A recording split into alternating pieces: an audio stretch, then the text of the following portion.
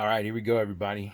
This is finally probably the third attempt at this because I don't know, they won't upload the video. Maybe it has to do with music strike regulations or something, but even Thanos with a Thor's hammer couldn't fix that. So, but that's all right. It just meant that I had to wait until today, Wednesday, to do this for the last 2 weeks. So first, let me put this off to the side real quick. First thing I want to do is I want to do a quick shout out to a member of the community, K Titus. Hopefully he gets to see this, and konnichiwa, bro, out in Japan. He got in touch with me and he said that his favorite characters were Wolverine and the Hulk, and so I decided to do a Wolverine part in this video. So this is just showing this 9.6 white Wolvie 1. Thanks to Big Will, by the way, for that. And then the rest of this is the issue 2, the 3, and the 4. Now, I did pick these books up off the shelf, and I know that this 4 has some creasing in it. But all in all, not too bad for those issues being from early 81. All right, we want to do the beginning here of his, well, what many call Volume 1 of Wolverine, but it's technically that mini-series. I call it Volume 1, but Wolvie 1. And the cool part here is, I mean, like, oh, it's Silver Samurai. I might even nickname K Titus the Silver Samurai. But I love this cover. It's such an amazing book. 3, all that ninja training. Number 4 is not in a bag. Or excuse me, it doesn't have a board, so it means it's an upgrader. Yeah, I see. Great gallery though on the back of that one. It was this Barry Windsor Smith on the back of that Wolverine number 4. Number 5 here. Love this cover.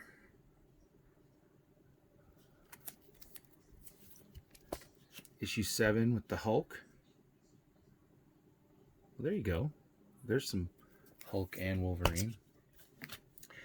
But if you're talking Hulk and Wolverine, that's it right there. Probably my favorite cover of the run, even over issue 1, to be honest. Issue 9, great cover. And of course, the issue 10, the face-off with Sabretooth. Then there's this 6-issue run, which they call the Gehenna Stone Affair. And I mean, there's still a couple cool covers in that run, but admittedly, I haven't read them. I really just like Wolverine in the, the old brown costume. It's cool. Look at that. Let me know in the chat what your favorite Wolverine garb is, what his favorite outfit is for you guys. That's cool. That's a cool cover. Issue 17. Boom. And then in this one, he's getting a little dental work done. That's 16. Or sorry, 18. Then he's down with Tiger Shark in the water, near the water. What's he doing? His bones are laced with metal. He's like a giant anchor. What's he doing around the water? I don't know. And I also don't know where issue 20 is, because that is the first missing issue of my Wolverine run. But I had to show this anyway. Probably my next favorite cover is that right there, issue 21. All right, like I said, that was just a real quick. Oh wait, do I go on? Am I going on? Oh, I must have added some extra Extra Wolverines. This was just the stuff I guess I was missing. I really wasn't planning on showing it, but just happened to be behind those 21 that I was showing. Anyhow, thanks, Titus. Great message, man. I hope you get to hear this and that you dig it. What are we going to do? What we're going to do? All right, let's do this side first. This is just a little bit of an anarchy thing that has always been my, when people say to initial something, this is always how I do it. Since my name's actually starts with an A, I've always used that. But I just wanted to start that off because this book right here, not necessarily the series, but just this book right here was one of the better books I've read. It was brutal, it was ridiculous, it was amazing. And there's only one or two parts that are just a bit clunky in the writing area, just on a page or two here and there. You know, a little one too many cliched phrases, perhaps. But overall, the narrator voice and the whole subject is amazing. And it is wrapped in a superhero story. Banjax #1. I just wanted to point that out. Also, in this case, I would like to say thanks to Kevin, 12 Comic Talk. He recommended me the Going to the Chapel, and I've been slowly finding. I found an issue 1 here. Probably the cover I would have gone for too. Also, a couple back issues that I found at a store. I found a first print of issue 3 Kanto in beautiful shape. So I'm going to add that to my extra 1s and 2s.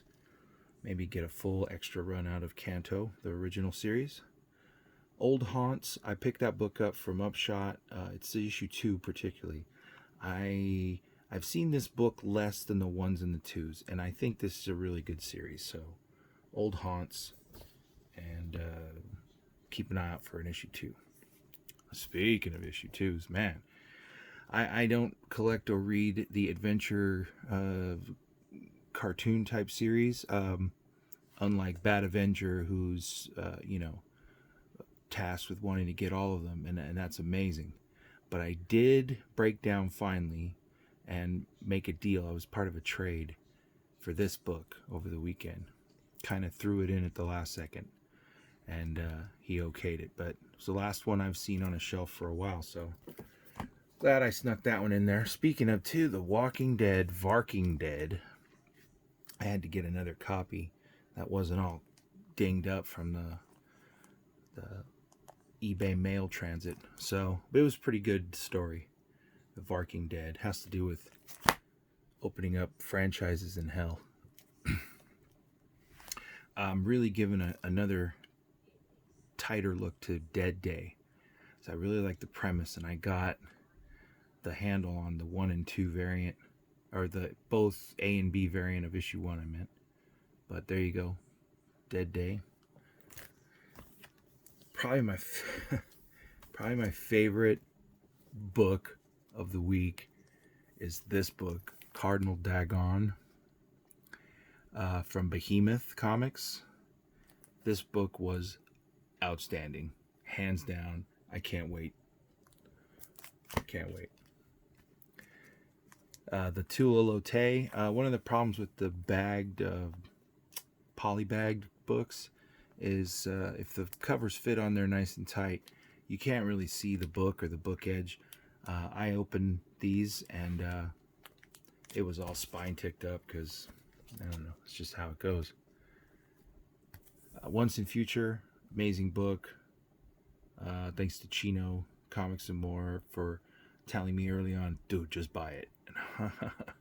And I've been great, especially with this cover. It's beautiful. Look at that. Shout out to R&R Comics. This book here, Decorum.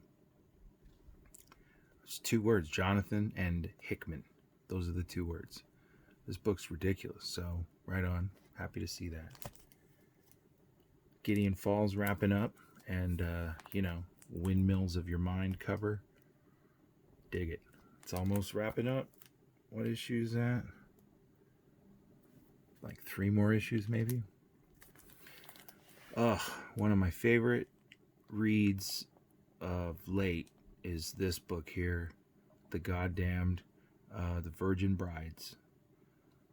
There was a 4-issue series ahead of this, and I in the process of trying to track that down, but nonetheless, this 1 and 2 was very good, and I like where it's going, and it's pretty crazy. So there you go. It's right up there with Cardinal Dagon. Low, always a book that I have tried to point out that it's amazing. Rick Remender, you know.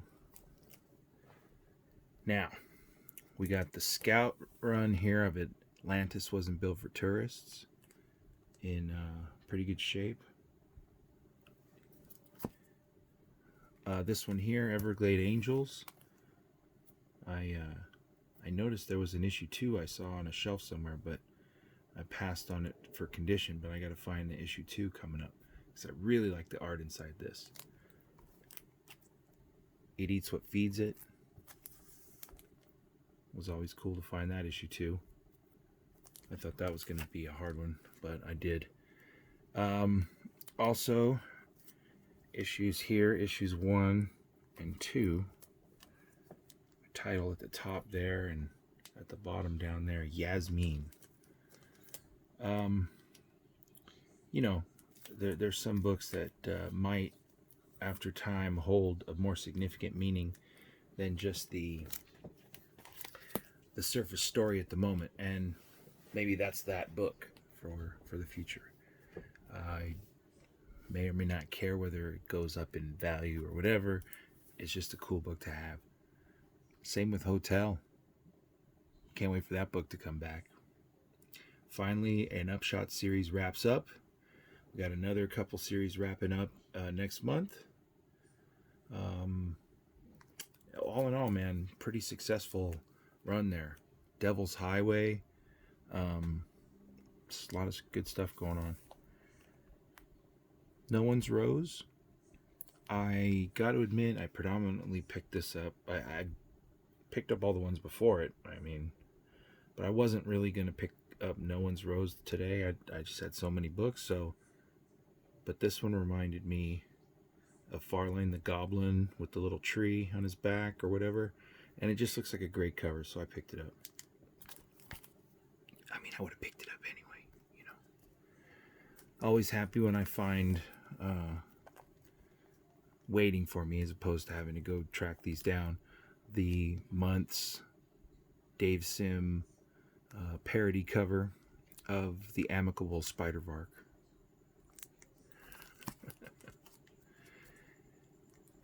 Man Who Effed Up Time, number 5. I'm pretty sure that's some sort of Lincoln, maybe? I don't know. Well, I did find one copy of Billionaire Island. And the only reason I found it or saw it is because I had put it on a pull list of a very short pull list that I have. And I'll be darned, they actually threw one in. I missed last issue, but I'm sure I'll find it maybe. But Billionaire Island from Ahoy Comics. We got the Kanto, Everyone, I'm sure, was clamoring or trying to chase that TMNT cover, but Kanto is you just got to read it. So just get a cover A, and also get one of the variant covers, because that's just too damn cool, man. That is so cool. The Hollow Man. Yes, that was awesome. That was hard to find, let me tell you. I had to negotiate because stores are crazy these days. This Lock and Key in Pale Battalions. I think it's, 2-issue limited series? But hey, always on to Lock and Key whenever that drops. Same with Black Magic, because if you crack the page on this, the black and white pencil art inside is mind-bogglingly good. Dead Body Road. Admittedly, for a long time, Justin Jordan was one of those names that every time I came across his thing, it would get to me, you know? And that's what I was trying to... I'm like looking ahead. I feel stupid. But yeah, man, this first series, I got it, and it's cool. It's just a simple 6-issue series, and it's done. Kind of like your criminal short contained stories. This one here, Family Tree. I don't know if I could explain it, but I couldn't explain not getting one. Oh, speaking of not getting one, I really like this cover, Spawn 309. Kind of like a little bit of a Death Dealer homage, right? But everyone, you know, the cover everyone was looking for, you know. Yeah, I happened to find one of those too. Damn. We all hate you, man. No, I actually I actually said jokingly to the guy I had called who is running this local comic shop. I asked him about the possibilities of getting one of these books, and he said, well, you'd have to be here at 11 when I opened. And so I uncharacteristically called off work today, went to about 4 other stores before, and then was there at 10:30, and he was already there and let me in, and he gave me a copy for cover price, which I couldn't believe. He also sold me that Canto, and he did it for not cover price, but way more reasonable than what is currently, I'm sure, going for that book. So, Stray Bullets 42. I don't really know how much time I could spend talking about how mind-bending and awesome this book is, going back decades, literally decades. My Stray Bullets box, I have a short box that is nothing but Stray Bullets. They have well over 100 and some issues, and over the course of 3 or 4 series, I think, there with a couple of Amy race car one shots and things of that nature. But David Lapham, El Capitan Comics, El Cap right there, has just been consistently not putting this book out forever. Let's just leave it at that. Stray Bullets. Do yourself a favor. Another good one, that Texas Blood. That's been going strong. Really happy to pull that down. I'm not sure how to say the name of this book, but it's from Red 5 Comics. People that brought you Riptide and Rift. But I'm going to say Zira. I'm going to say Zira. Huh? But whatever it is, that's some monkey madness going on there. But that's issue 2 of, let's say, Zira. Red Border. This is number 4. I know for an absolute fact... Oh, and this one wraps up too, I guess. Another upshot that wraps up. I know for a fact that I don't have an issue 2. And I got to probably come across one pretty soon. So these upshot books, not sure how many were printed, but some of these series were really good, like Year Zero, which I don't even know why. I can't tell you why I don't have that book in my hand right now. Saw it twice, and I still, for whatever reason, didn't come down. So I was able to, and like I said, I went to many stores today, which is pretty uncharacteristic. I had a lot of books that I was looking for, obviously, today. But it took me to my last comic shop. I think I did 6 stores today. And this book right here, I finally found it in good shape. I found it at one other place, one copy, and it had a huge divot crease right there, so I figured I would try to find it. It was tough to find that cover right there. Always with Plot, I had been buying both covers because this cover here is sinister as hell, and I love it. I love that cover. And there's a lot of great covers to Plot, but that's a great cover. And I don't know what I'm doing. I'm trying to cut down and cut back, but here I am buying multiple covers. I just love both of those covers. That's cool. I'm down with Daredevil, so I got them both. The annual #1. I think that was my only mainstream Marvel book this week. Although if I'd have probably thought about it harder, I might have come home with I feel like such a fraud for saying the second print to Hulk 35. That Alex Ross pencil is amazing. We got here is issue 25 of Thor God of Thunder. First Jane Foster appearance-y thing here. I just didn't have this variant. There's another variant out there too that I'll tell everybody because it's pretty cool. The Milo Manara variant. That is a really tough one. Milo Manara usually draws women, but in this case he has a really good Thor representation on his other cover. I really don't know who the artist on that book there, that Thor. I just know I didn't have that variant, so I went for it. This is kind of weird because this goes back in time. I guess this was last week, but this is probably just my Marvel and DC. So I do have some Marvel this week. Of course, you know I'm a big Thor fan. I did get a copy of issue 6. I actually got a second copy of issue 6, and I traded it for bags and boards.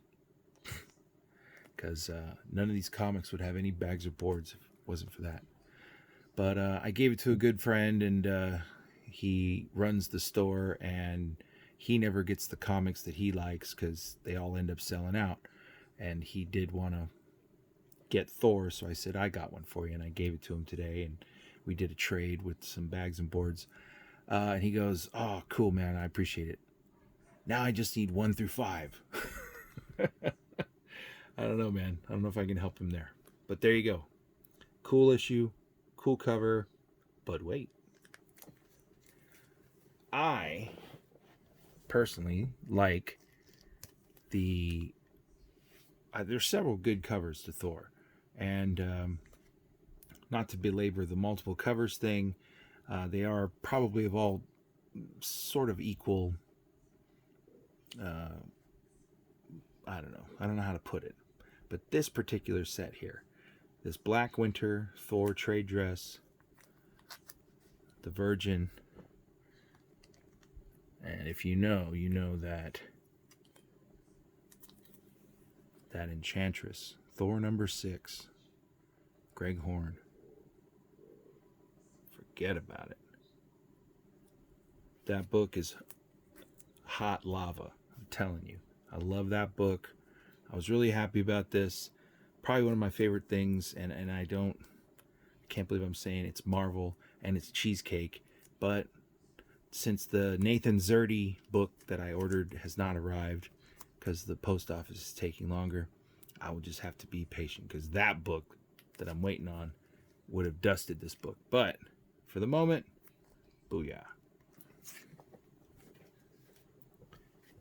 Batman 97.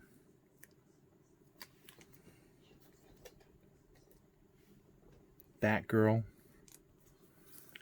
Continuing on from the issue 47 I got last time with the 2 covers, the one with the card opposite image. But yeah, had to pick this up just to read it.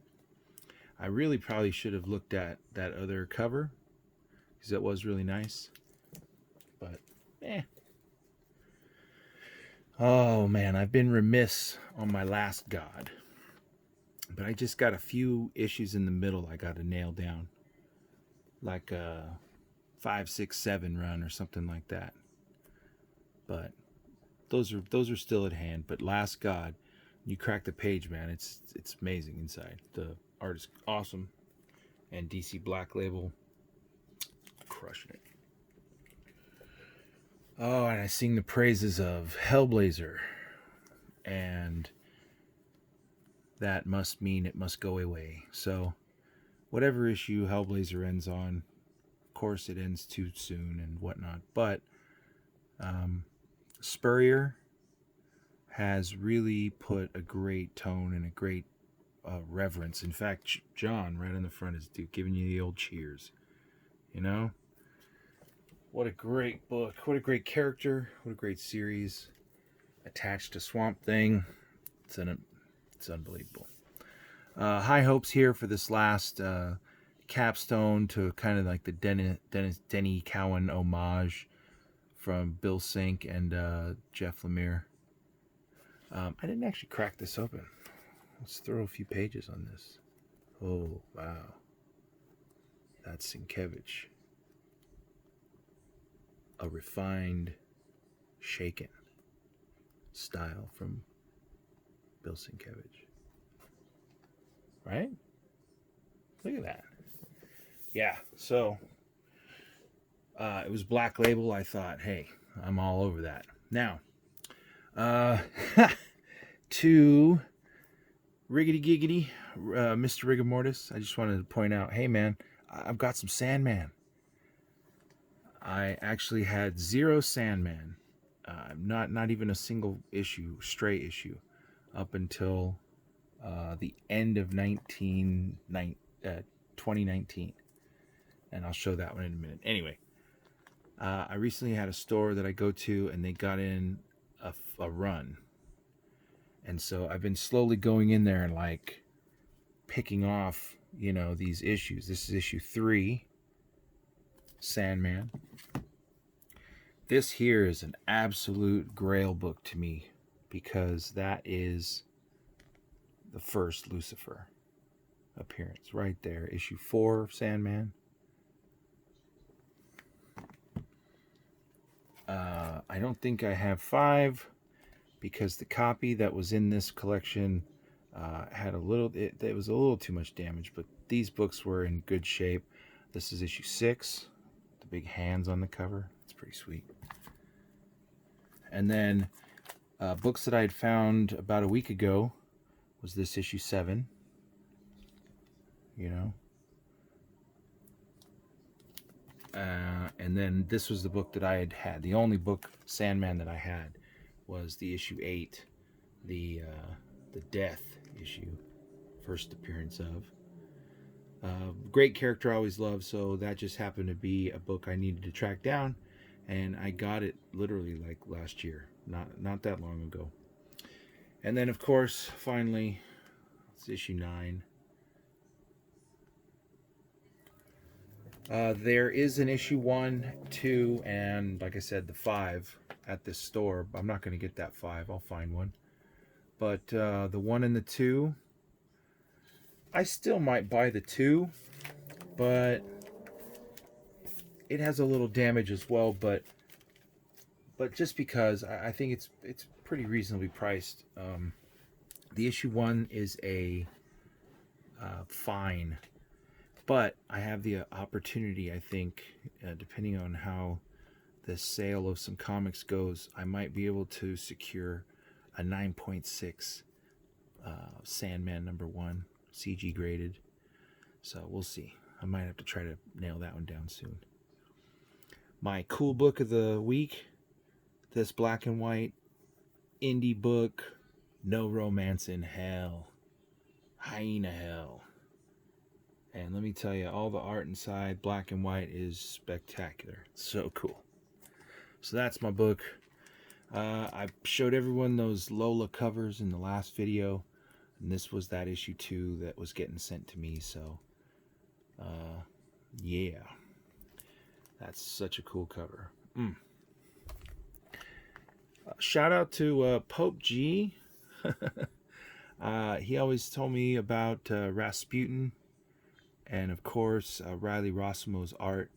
But I finally got this in a really good deal. The first 5 in spectacular shape of the Rasputin 1, 2, 3. Almost reminds me of like Casanova, like Gabriel Ba. Like, these books are so cool. I have a few of the later issues, but here we stop at issue 5. I have some of the later issues. I think it's only about 10 issues. And I have the variants. I have 2 variants to issue 1. So I was really happy to find that as a pack. I think it was $9. I also found here, if I'd have bought it when I first found it, I probably would have gotten this for $1.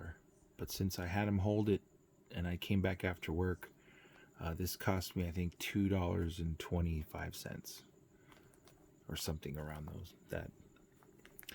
But nonetheless, I think I just pulled down a really nice run of Dame to Kill For, and it didn't have the issue 1. I'm not sure, but either way, that's still a good book to pick up. Bloodshot, this Chromium, it was like I said, it was supposed to be $1, but I think the guy split it on me, and I paid $2 for that. But I like that cover a lot. And I don't think it's one of the, but it does happen in this, but like one of the first foil covers, I just think that's a cool foil cover. All right, talking about Spawn here. Every time I think Spawn, I always think about Gomez and like, how many books left does he have till he nails down his Spawn run? Right here, though, is another one in my run. A very, very nice copy. And that's what you don't find sometimes out there. You might find some Spawn issues, but a lot of them tend to be pretty rough. And if they're not rough, you know that they're darn expensive.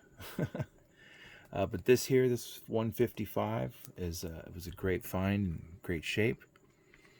Wanted to shout out to, like I said, to Gomez, who reminded me to go out and make sure that I nailed down one of those Gunslinger 309s. So this is kind of like just a Gomez shout out. Thanks, bro. Gunslingers forever. And this was another Spawn book that I found that I thought, yeah, that is a book that is cool as hell and in absolute stellar shape. Spawn 182. Now, I don't want to belabor this one. This is a really cool one-shot first appearance type book. Batman The Return. Done by Grant Morrison. And I've been looking for this book, but it can be tough because it's got sort of a card stocky kind of cover to it, nice and thick. And I finally found one on eBay that was perfect. It would look nice. He had a near mint on it. And then he sent it to me in literally like an envelope with a single